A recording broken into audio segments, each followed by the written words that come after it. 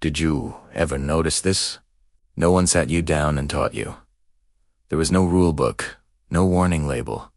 You just felt it. The exact moment you showed a little too much sadness, and the whole energy of the room shifted. The moment you let a flash of anger slip, and suddenly, love felt conditional. The moment you admitted you were confused, or scared, or that you needed something, and the respect you thought you had just seemed to evaporate. So, you adjusted. You became a master at reading rooms.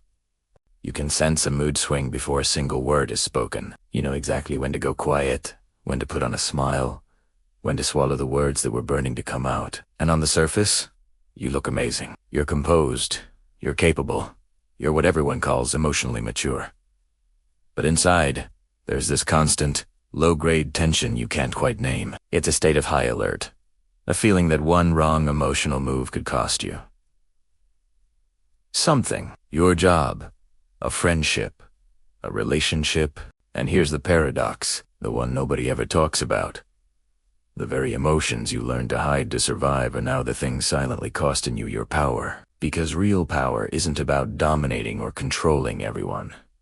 It's about presence, and you can't be fully present if you aren't being emotionally true. What once kept you safe is now quietly eroding your influence, your intimacy, and your authority in any room you walk into. This isn't about being too emotional. It's about being invisible to yourself. And the tragedy is, you didn't consciously choose this path. It was chosen for you by your circumstances. This pattern actually has a name, though it never sounds dramatic enough to capture the deep impact it has. It's called emotional suppression, and it's a survival strategy. It often starts in childhood, in environments where there was emotional neglect, where affection was unpredictable, or where love and acceptance came with strings attached, when your emotional needs weren't seen, welcomed, or taken seriously. Your nervous system learned a brutal lesson. Expressing how you feel is a risk. So, instead of learning how to speak the language of emotions, you mastered the art of emotional restraint. You became an expert at not needing anything from anyone. This isn't numbness. It's a strategic silence. Your nervous system didn't learn to scan for physical danger, but for relational danger. A subtle change in someone's tone of voice, a fleeting facial expression, a pause that lasts a second too long. You became fluent in these microsignals because your sense of safety depended on it. But this hypervigilance comes at a huge cost. You end up living reactively, always managing other people's potential reactions, instead of just living in your own truth. You manage your emotions instead of truly inhabiting them. When closeness felt unpredictable or unsafe, you internalized a core rule.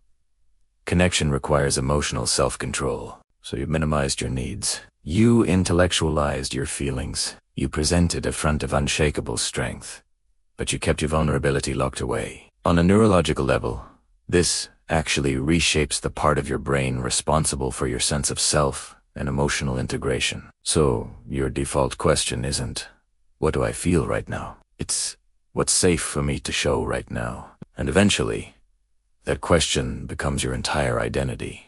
Carl Jung once said, the greatest burden a child must bear is the unlived life of its parents. But there's another burden we rarely name. The unlived emotional life of the self. You paid for safety with authenticity. You traded spontaneity for control. You learned how to be palatable and easy to be around, instead of being powerful. And the grief of this is completely invisible. No one mourns the emotion you never expressed. No one applauds the anger you softened into a polite smile, the sadness you channeled into being more productive, or the fear you disguised with cold, hard logic. You become reliable. You become easy.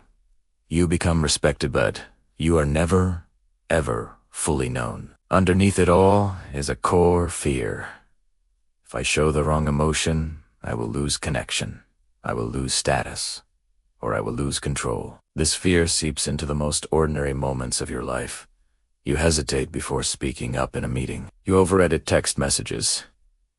You compose your face before you allow your truth to come out. You perform emotional competence while quietly abandoning yourself over and over again. The philosopher Seneca warned that suppressing an emotion doesn't make it go away, it just distorts it.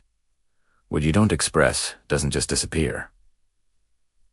It leaks. It leaks out as chronic exhaustion, It leaks out as a simmering resentment that you can't explain. It leaks out as a quiet withdrawal from the people you love. This is the true cost of emotional.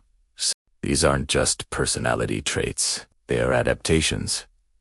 And they show up everywhere in your life. Maybe you struggle to express your needs until you're completely overwhelmed with resentment. Maybe you feel deeply unsafe being emotionally messy around others. Perhaps you attract partners who, consciously or not, benefit from your silence. You might confuse emotional independence with emotional distance. You pride yourself on being low maintenance, and yet you feel deeply lonely. You avoid the spotlight to prevent any chance of emotional exposure.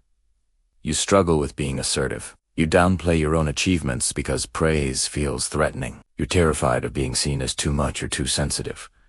So you stay competent, but unseen. You measure your value by your composure, not your truth. You respect yourself when you endure hardship in silence, not when you actually feel your feelings. You intellectualize instead of confront. You explain instead of assert. You withdraw instead of clarifying. You suppress first and maybe feel later. Often alone. Often when it's too late. You don't fully know who you are, only who you are allowed to be. But here is the reframe that can change everything. These patterns were intelligent. They were protective. They helped you survive. And now, they're just outdated software. Unlearning this doesn't mean you have to suddenly force vulnerability or have a dramatic breakdown. It starts with simply witnessing yourself. Instead of asking, "What's wrong with me?" you start to ask, "What did this pattern protect me from?" Just this awareness begins to dissolve the self-gaslighting. Healing begins gently. It's not about exposing every hidden feeling to the world. It's about making a conscious choice, in small moments, to prioritize your truth over your old survival mode. You become the compassionate witness you never had. You learn to validate your own emotions before you rush to manage or fix them. Not all feelings need a solution. Some just need permission to exist. You start to reclaim the emotions you disowned: your anger, your grief, your needs. Not to act them out wildly, but to integrate them back into who you are. Your power returns when nothing inside you is exiled or shamed. True safety isn't cognitive. It's not something you can think your way into.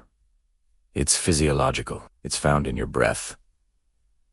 In moments of stillness, in deliberately slowing down, you gently teach your body, through experience, that expression no longer equals danger. Real strength is in the absence of emotion. It's the capacity to hold your emotions. And here is the truth that no one tells you.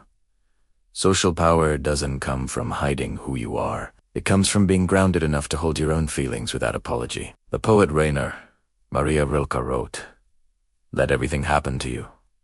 Beauty and terror. Just keep going. No feeling is final. The goal is not to be fixed. It's not to become invulnerable. The goal is to become whole."